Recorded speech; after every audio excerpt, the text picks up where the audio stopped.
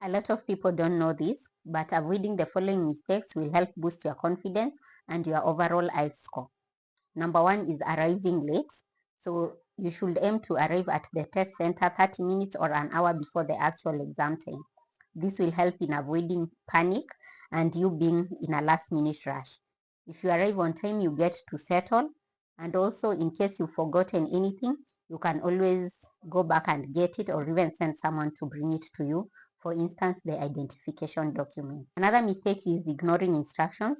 Ensure that you follow instructions given in all the sections of the IELTS exam, be it in terms of the timing or also in terms of the word or number limit. Just ensure that you follow instructions.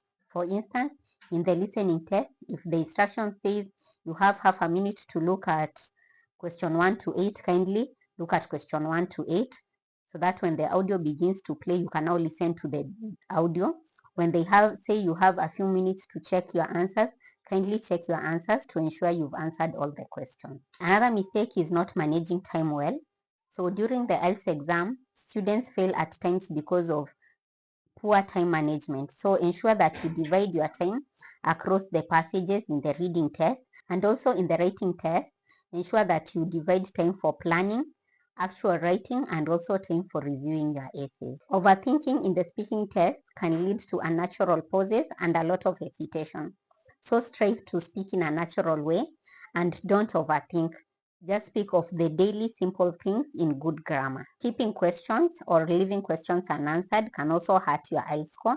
So there are no penalties for wrong answers in the listening and the reading test.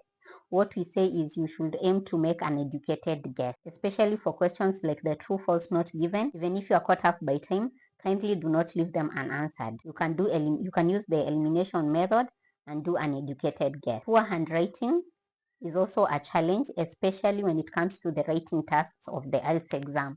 So if you know you cannot write in a handwriting that is legible or that can be read with ease, you should strive to sit for the computer-based exam. Not following or adhering to the word or number limits in the reading test. Ensure that your answers strictly follow the word or the number limit that you've been given and nothing outside that.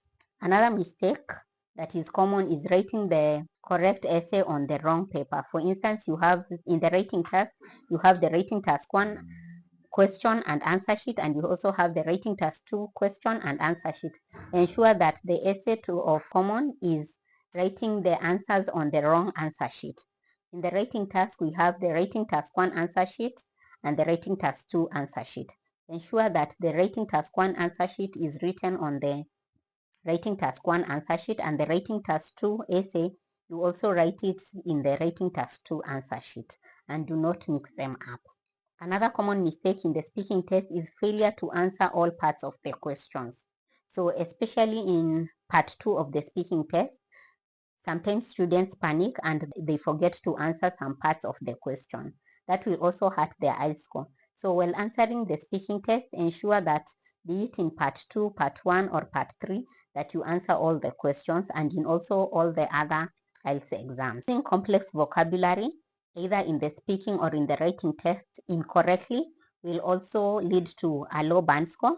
This is because sometimes students try to impress the examiner and tend to use vocabulary wrongly, and hence they tend to change the meaning of the whole text or the whole essay.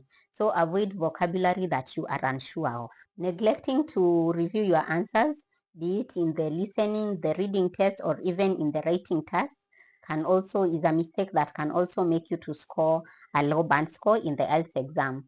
So in the reading exam and also in the listening exam, create time so that you review your answers to check on the spelling mistakes. In the writing task, ensure that you do not write for the whole 1 hour that is normally given. That is 20 minutes for task 1 and 40 minutes for task 2.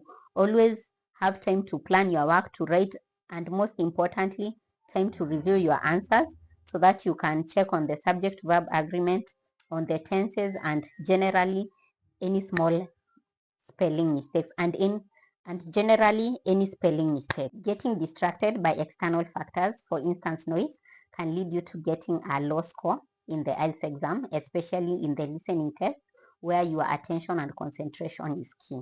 So stay focused and don't get distracted by external factors. And lastly, we have failure to transfer answers from the question booklet to your answer booklet in the listening test. For those who are sitting for the paper-based exam, will lead you to getting a low score. This is because the answer booklet is the one that is marked and not the question booklet. So that is why you're always given 10 minutes to transfer your answers, and also ensure that you transfer them correctly. So those are just a few of the tips. In case you're interested in IELTS coaching, you can reach me on 0742 055 443.